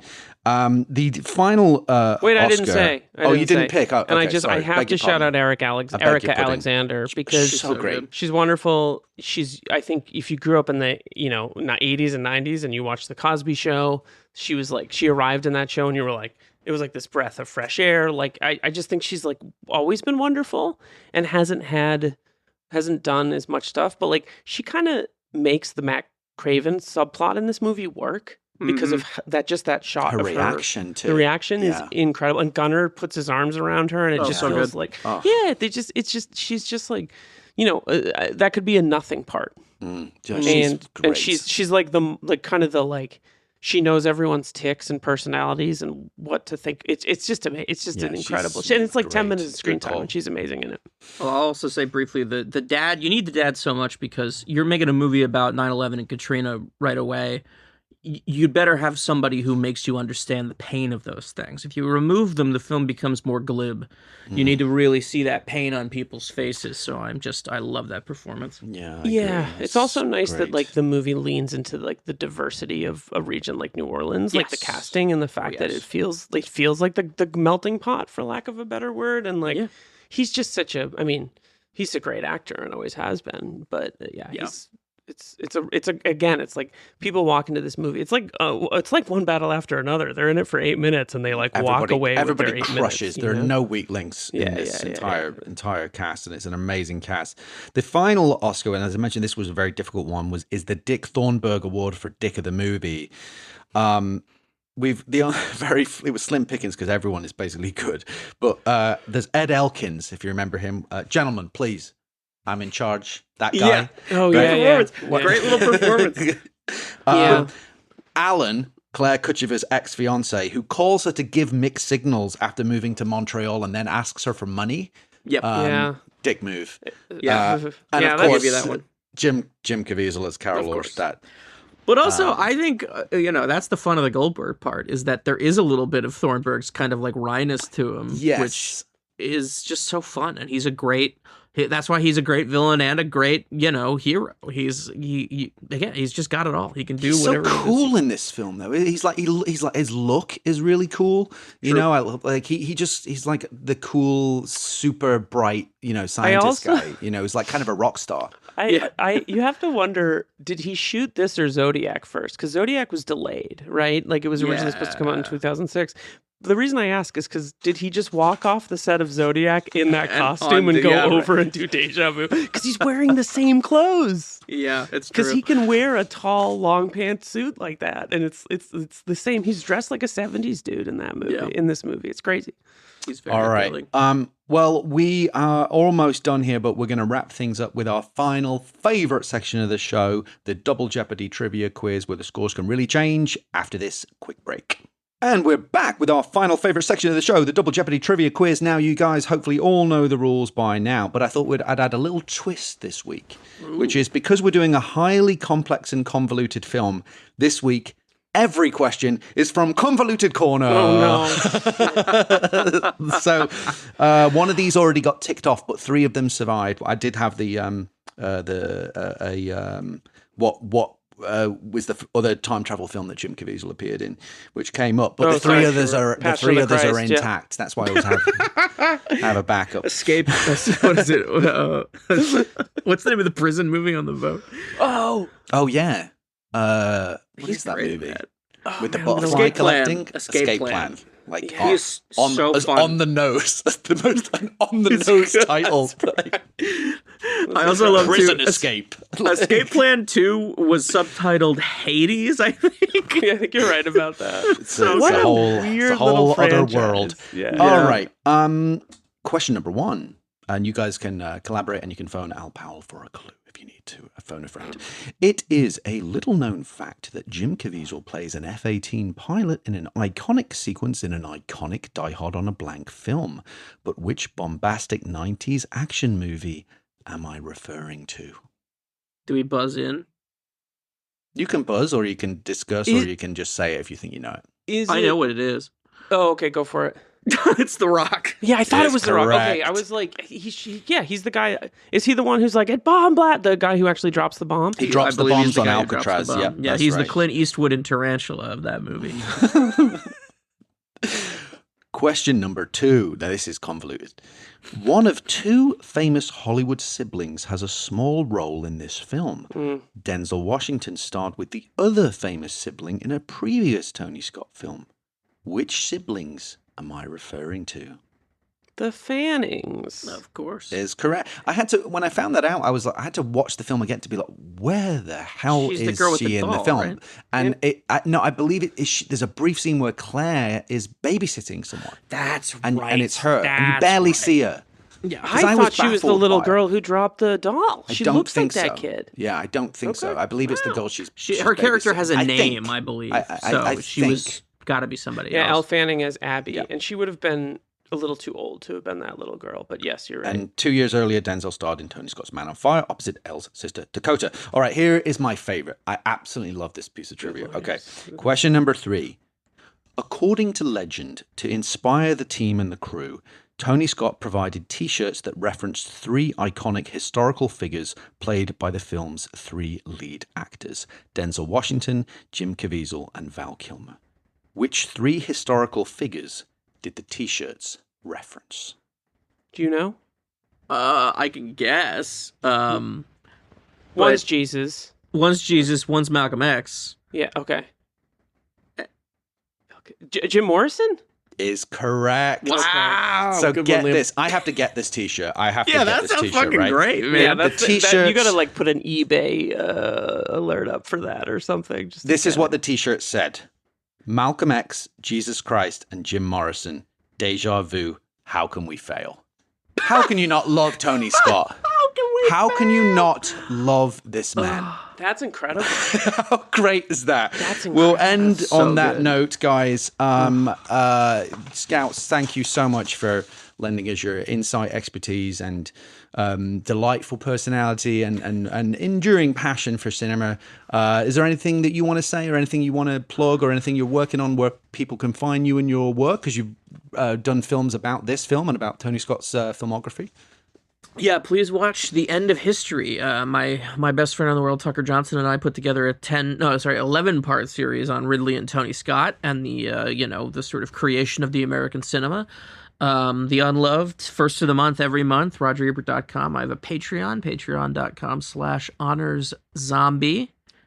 And buy my books, But God Made Him a Poet, Cinemophagy, and The Black Book on Anthony Mann. All right. Yeah. Scout is an amazing writer, filmmaker, editor, and film head mind.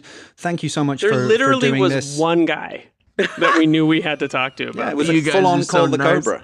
You guys are so nice. No, thank you both so much. This is as I said, told Liam when he asked me to be on. I said anything for the boys. I'll be there. So sweet of you. It's very late on the East Coast, so thank you for doing this. We will let you go to bed. Yeah. Thanks, Scott. Good night. Sorry. Go back to bed, Travis Woods. It's okay. Yeah. We're all going to sleep now. Well, thank you to the Scout amazing Tafoya. Scout Tafoya, ladies and gentlemen. That was a blast. That was kind of left everything on the field there, I think, for a film that we all love so much, and just to think of this amazing filmmaker and artist Tony Scott as what people forget is that he was a painter, and he just happened to be painting things that were happening at 100 miles an hour, but every shot is a painting, and this is who he was, and was a true artist and amazing, sorely missed human being and filmmaker. So it was nice to give him some love in this maze, and everyone else involved with this. Please rate, review, subscribe, tell a friend, find us on social media, although we're not really on it that much. Thank you to Tyson. I want to just do just to sort of say as well, from a personal standpoint, with a few kind of crazy things going on in my life, I'm not 100% sure about how the schedule is going to work at the moment. So being honest with everybody, my wife and I are having a second child, and it's going to happen a little sooner than we anticipated by like 3 weeks, which has thrown our lives completely out of whack. So we are desperately trying to figure out a way to still do the Patreon on time and to maintain our current release schedule and cadence. But if we are unable to do that, then I hope that you will forgive me and stick with us while we figure that out. Just wanted to kind of say that on a personal Good table note. setting. Next time on 48 Hours of Buddy Movies, our Patreon show, we have a little movie called Fled. Gotta Fled. With We Gotta Get Out of Here. That was the original title, We Gotta Get Out of Here, but they changed it. Lawrence Fishburne and Stephen Baldwin in a really fun Atlanta set romp. And a modern riff on the Defiant Ones as two convicts chained together. It's like an exploitation film, this movie. It's wild. Kind of. It's one of those, really, I can't believe this exists. I kind of love it. It's a fun one to discuss. So you can check that out at www.patreon.com/48 Hours of Buddy Movies to get access to our full library. We just did Bad Boys. That was an absolute delight. That was We've fun. got many, many more on there, good 20 or so already of the 48. And next time on this show, guys, it is a real marquee event because we are doing Live Free or Die Hard, aka Die Hard 4, aka Die Hard 4.0. Do you remember the trailer for this one? No. On July 4th, the choice will be clear. Live free or die hard. Like, I just remember this trailer and being, like, not realizing what it was. And then Bruce shows up in the trailer, and he's clean shaved. And kind of irresistible, This is a Die Hard It's so much to unpack. I don't know when we're going to get to record it. I'm hoping that we are somehow able to deprioritize silly little things like having another child and make sure we focus on the important things, which is keeping our release schedule for Die Hard on a blank. Have a kid or make a podcast. The choice is yours. Yeah, exactly. All right. That's all I got. Liam, is there anything you want to say before we let the good people get on with their lives? We'll be back next time with the Die Hard sequel. Die Hard on a Blank is a podcast from Philip Gothorn and Liam Billingham. Tyson Hubley makes our art. You can hear exclusive episodes of our Patreon show at patreon.com/48 hours of buddy movies. Rate, review, subscribe, and tell your action movie-loving friends about the show. See you next time on Die Hard on a Blank.